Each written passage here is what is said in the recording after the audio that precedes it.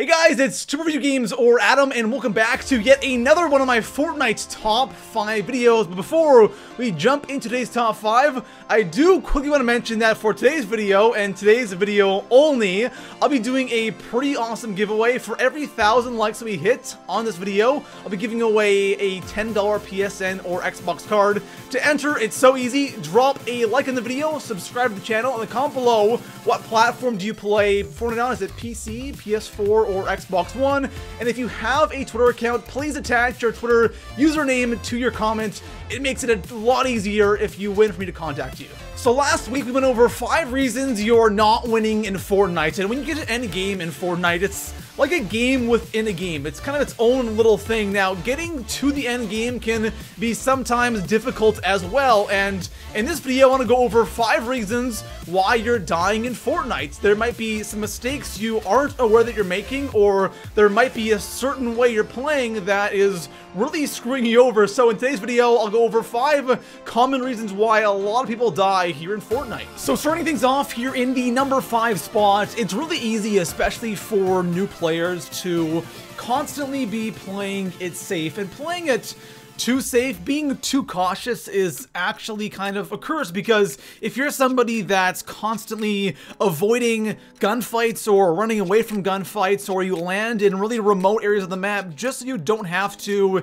engage in those battles, you're really hurting yourself in the long run. Because when it comes to it, when you do get towards the end of the game, and even if you play crazy safe, you'll have those matches where you will end up in the top 10, top 5, you don't know what to do. You panic and you die because you aren't used to engaging in these gunfights, and a lot of people like playing it safe, and it's always so frustrating as someone who is actively trying to engage in gunfights, being killed by somebody who is camping in a bush. And you can see now how many kills players have, and they have that one kill that they just got on you, and you really think about it, it's like, what is that person thinking? Like, it's obviously they want to get the win, but playing like that is not going to help you get better at the game. So if you want to stop dying so much, try to engage in more gunfights, because that way you'll get a lot better. And when you are in those situations, when you're forced into those situations, you'll know what to do, and you'll get a lot more kills, and you won't die as much. So for the number 4 spot, I've always talked about in the past how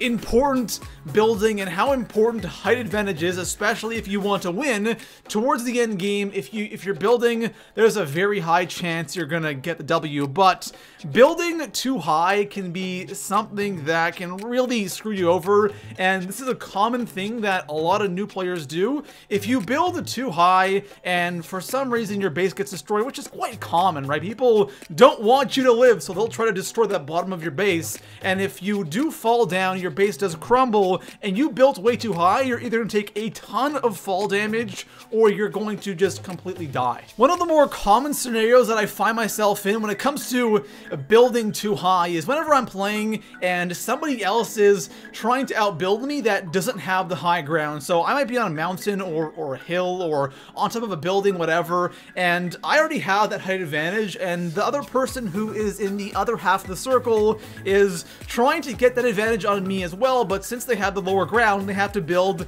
incredibly high, and that gives me a great opportunity to just wipe out the bottom of their base, and then they fall, either die or have really low health, and I just one-shot them. So building too high is never good. You always want to be 3 to 4 stories, but again, you want to make sure you're building on top of something, or you want to be on the high ground so you don't have to build as high. So keep it 3 to 4 stories. Anything higher than that, you're looking at taking a lot of fall damage. So coming in at the number 3 spot on my list, gathering materials is something that is actually really dangerous, but it is definitely necessary. And for the end game, you have to have a lot of materials. It's so important, right? You need wood, you need brick, and you need steel. Now, getting the majority of materials usually comes through killing other players and then taking their stuff, but there's definitely going to be that time in the match where you have to go and knock down trees and destroy some rocks so you have at least something to start off with. There are so many players out there, when they're getting materials, they kind of think that they're in their own world. They're on their own server and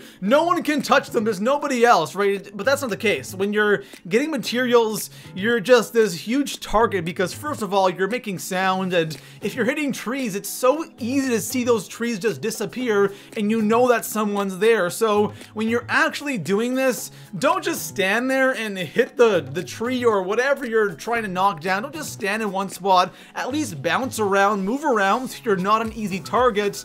And when you're done breaking something down, instantly take out your gun and look around. Don't just run around with your pickaxe from spot to spot, because if someone does pop out, at least you're somewhat ready and you don't have your pickaxe out. So remember guys, when you are gathering materials, just remember that that is not the only thing you have to focus on. Don't be so locked in and focused on getting that 999 wood. Look around the map, there are other players, and also when you're gonna gather material, do it at the start of the match, because as you progress throughout the game, you're gonna get kills, and there's a good chance that other players are gonna have a lot of materials as well. So you don't need to get 1,000 wood, 1,000 brick at the start of the match. It's definitely not necessary. So coming in at the number 2 spot on my list, we have one thing that is really tough to correct. It's just something that happens naturally, especially if you're new to Fortnite, and that is being nervous, right? Being nervous really wrecks you in this game. The confident player, the more relaxed player, is going to see a lot more kills, is going to die less, and get significantly more wins. And when Fortnite first came out, I was so nervous, especially end game. I just couldn't move. I was paralyzed, so scared. But now that I'm more relaxed when I'm playing an end game, I'm not nervous at all. I just get more wins because I'm not scared to move. I'm not scared to make plays. So I can't sit here and just say, guys, don't be nervous. Relax a little bit. You can't just flip a switch. So you have to get into those situations. You have to get some wins under your belt. When you do that, you'll get more confident, and those nerves will slowly disappear. So coming in at the number 1 spot on my list, the one thing that I think gets people killed every single match, and I experience this every single game I play, people being way too over-aggressive. Now, let me clarify what I mean by that, because I've talked about this before in previous top 5s, and people don't really seem to understand what I mean by over-aggressive. Now, not being over-aggressive doesn't mean just camping, right? There's a difference between being aggressive and then over-aggressive, because over-aggressive can really get you killed. Like, for example, if you have 10 HP and you rush somebody, you might get lucky and get the kill, sure, but you can't do that consistently. You have to know when to rush, when to push, and when not to. Now, of course, this really depends on your skill level at Fortnite, because the better you are at the game, of course, you can pull off these amazing plays, and you can be really aggressive because you know what you're doing, you're experienced, and you're just overall better at the game than the average player. But for the average player, this can be kind of a fine line, right? You have to know when to push and when not to push, because there are times where you absolutely have no choice. Either you rush or you die. But then there are times where you can make a decision. You can either sit back and kind of wait out a situation, or you can just rush up there and you know you're taking a big risk. When I play Fortnite, I definitely do my fair share of rushing. I do my fair share of sitting back. Of course, again, it depends on the situation, but I always die more when I'm rushing. Not significantly more. I do get a fair share of kills while rushing, but when I'm being rushed, I definitely get significantly more kills than deaths. And when I actually do die, I can really say, hey, that guy really outplayed me, he was way better than me, or of course, you know, the other player just gets that crazy lucky headshot. But the point is, guys, when you're being rushed in Fortnite and you're getting all these kills, sometimes you can just really tell when someone's being really over-aggressive, and you know that they're not there with their skill level. Again, there are players you can see that that's kind of natural for them, and they're good at it, and there's players who are just doing it because why not, right? They might see other players, especially on YouTube, going, wow, you know, they're really good, they're aggressive, let me mimic that, and it doesn't really work out all that well for them. So there you have it, guys. Those are 5 reasons you're probably dying a lot here in Fortnite about Battle Royale.